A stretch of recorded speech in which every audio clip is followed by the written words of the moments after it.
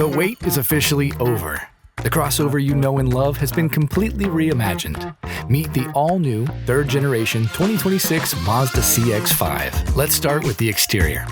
Mazda's evolved Kodo design language gives the 2026 model a more chiseled, aggressive front fascia. It features a stunning new two-tiered LED daytime running light signature and a sleek, bold Mazda lettering integrated into the rear tailgate.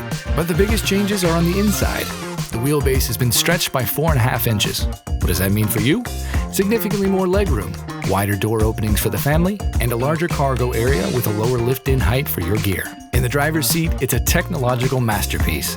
Gone is the old rotary dial, replaced by a massive class-leading 15.6-inch touchscreen. And with Google built-in standard, you have Google Maps, Google Assistant, and the Play Store seamlessly integrated into your daily drive. Under the hood, you still get Mazda's proven 2.5-liter inline-4 engine with a smooth shifting 6-speed automatic, paired with standard iActive all-wheel drive. Add in enhanced iActive Sense safety features, and the 2026 CX-5 isn't just a redesign, it's a revelation.